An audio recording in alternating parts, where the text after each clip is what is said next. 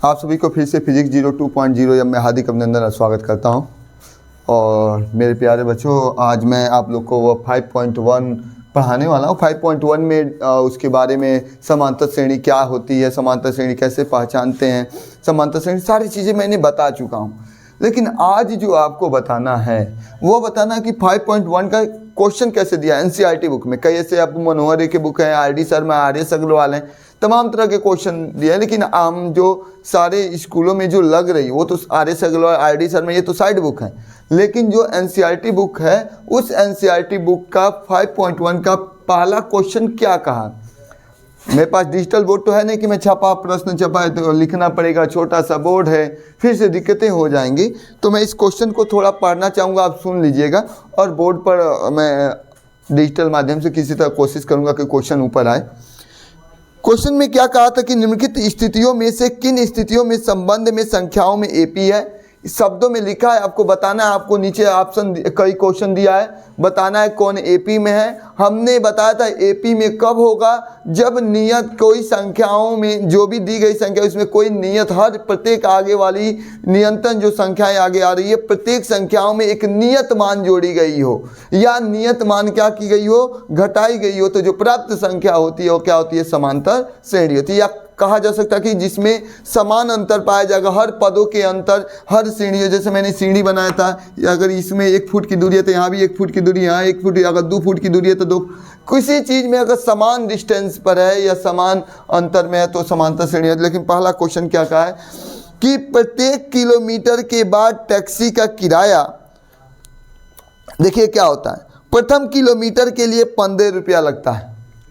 Fair of taxi के किराया जो है, एक टैक्सी का किराया का किया जाता है। मानिए यहाँ से हमको कहीं जाना है तो पहले किलोमीटर के लिए प्रथम किलोमीटर का किराया कितना दिया है, प्रथम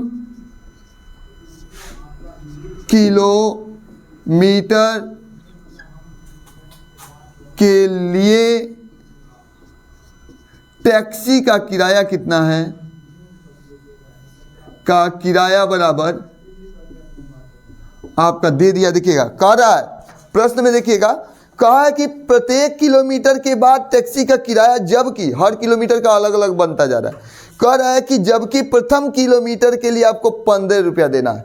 प्रथम किलोमीटर, इसका पहले किलोमीटर के लिए हमको जाना है तो कितना रुपया देना है किराया, 15 रुपया किराया देना है। ध्यान सुनिएगा। उसके आगे कहा है कि प्रत्येक अतिरिक्त किलोमीटर के लिए 8 रुपया देना है। अगर उसके बाद पहला किलोमीटर, प्रथम किलोमीटर गए, फर्स्ट, अगर टैक्सी जो fair of taxi for the first kilometre, अगर पहले किलोमीटर के लिए आपको डिस्टेंस निकाल जो फेयर दिया है, किराया दिया है वो 15 रुपया, कि पहला किलोमीटर जाना है तो आपको 15 रुपया देना ही पड़ेगा। उसके बाद जितना किलोमीटर जाएंगे अतिरिक्त, हर किलोमीटर पर, जैसे 1 किलोमीटर अगला जाएंगे, दूसरा किलोमीटर, हर में 3-3 रुपया एक्स्ट्रा आपको देना, चार्ज देना है। तो दूसरे किलोमीटर के लिए किराया कितना होगा, दूसरे किलोमीटर के लिए टैक्सी किराया कितना होगा, किराया आपका होगा 15 में 3 जुट जाएगा, 18 रुपया ये हो जाएगा। पहले के लिए 15 रुपया, दूसरे के लिए 18 रुपया, तीसरे में फिर से क्या हो जाएगा, तीसरे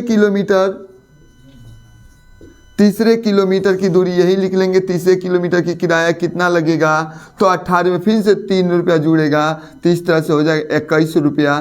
तो कहने का मतलब हर अतिरिक्त किलोमीटर पर 3-3 रुपया एक्स्ट्रा। 3 रुपया क्या एक नियत मान है, फिक्स मान है। अब श्रृंखला जो हमको प्राप्त होगी, जो श्रेणी प्राप्त होगी, आप ही बताइए श्रेणी, प्राप्त श्रेणी क्या होगी। तो प्राप्त पहला हो जाएगा, पहले किलोमीटर में 15 रुपया, दूसरे किलोमीटर 18 रुपया, तीसरे के 21, उसके बाद 24 यही ना डॉट डॉट। अब आपको बताना है कि या बताइए जो श्रृंखला मिला है यह समांतर श्रेणी में है कि नहीं। तो देखिए 15 में 3 जोड़ा 18, 18 में 3 जोड़ा 21, इसका मतलब नियत मान 3 जोड़ा गया ना, समांतर श्रेणी में है कि नहीं। या आप घटा लीजिए, ये मान जाइए T1, इसको मान जाइए T2, इसको मान जाइए T3, इसको मान जाइए T4, घटा के देखेंगे। T2 में से T1 घटाइए, 18 में से 15 घटाएंगे तब भी 3 आएगा।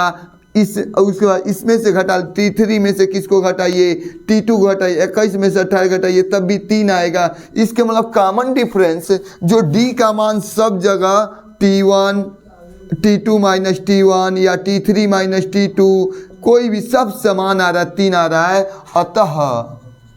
अतः प्राप्त श्रेणी किसमें है बाबू, समांतर श्रेणी में है। हो गया, समांतर श्रेणी का मतलब अर्थमेटिक प्रोग्रेशन में है कि नहीं, समझ में कि नहीं आया कि नहीं आया। क्योंकि 3 का अंतर आ रहा है, घटाने पे इसमें से घटाओ, इसमें से घटाओ, इसमें से घटाओ, तो देख रहे हो 3 का इसमें डिफरेंस आ रहा है। हर नंबर में 3 का एक फिक्स नियत मान है।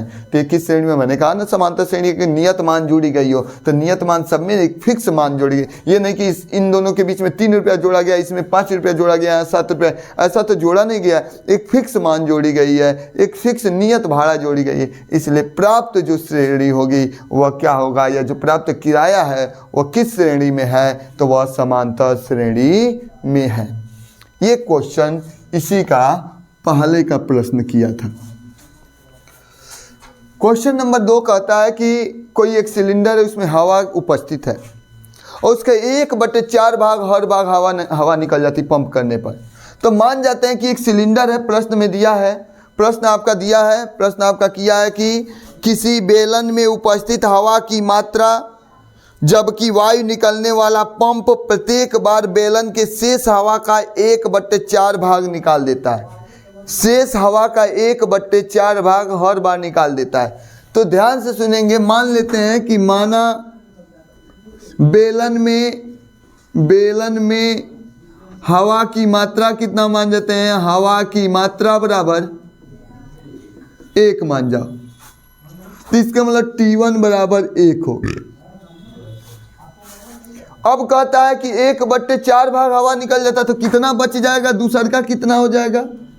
1/4 भाग हवा निकल जाता कितना बचेगा, तो 1 में से 1/4 को क्या कर देंगे, घटा लेंगे। घटाएंगे तो कितना हो जाएगा, 4 × 4, 4 में से 1 जाएगा 3/4। चलिए दूसरा पद निकल गया। तीसरा क्या हो गया, निकला या हवा निकला बराबर हवा निकला। कितना हवा निकल जाता है, तो जितना भी हवा है उसका 1/4 भाग हवा निकल जाता है। तो 3/4 हवा था, उसका 1/4 हवा निकल जाएगी। 1/4 भाग हवा निकल जाती है, निकाल दो तो कितना हो जाएगा, 3 कितना हो जाएगा 16, 4 चौको कितना हो जाएगा 16।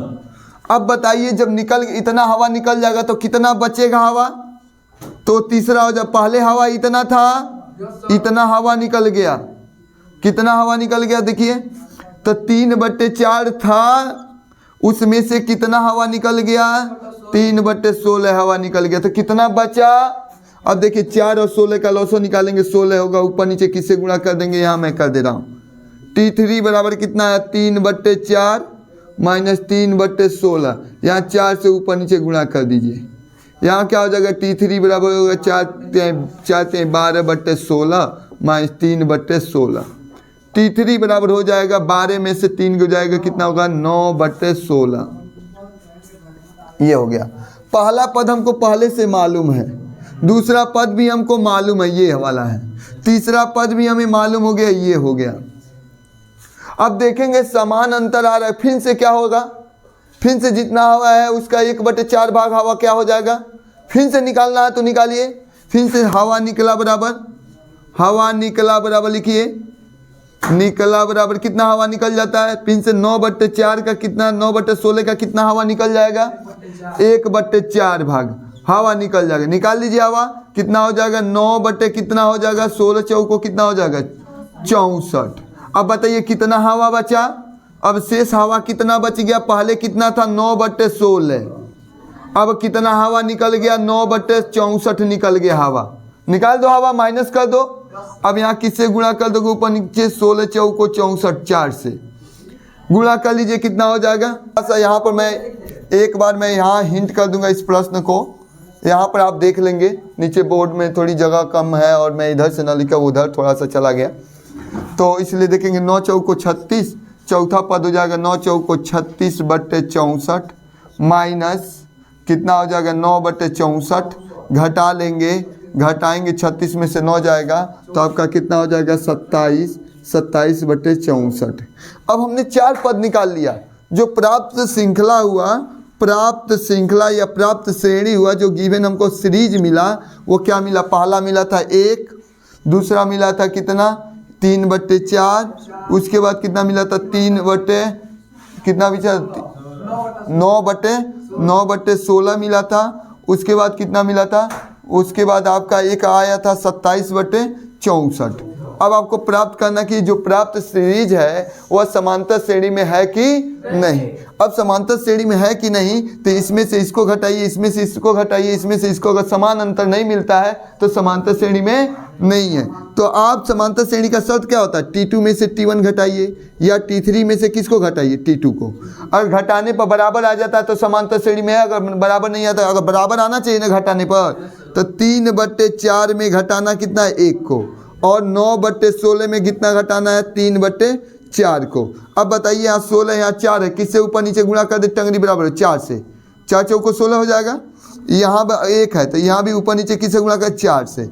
यहाँ क्या होगा बाबू, 4 का 4, 3 में से 4 जाएगा, -1/4 बचेगा, यहाँ 4 3 12, 4 3 12 हो गया। तो 9 में से 12 जाएगा, कितना हो जाएगा, 9 में से जहाँ 12 जाएगा तो -3 कितना हो जाएगा 16, अरे 3 चौको 12, 9 में से जैसे ही 12 घटाए -3, दोनों बराबर आया, नहीं बराबर आया, क्योंकि हमने घटाया T2 में से T1 को घटाया और T3 में से T2 को घटाया, दोनों बराबर नहीं है, अतः ये AP में नहीं है, अतः AP में नहीं है।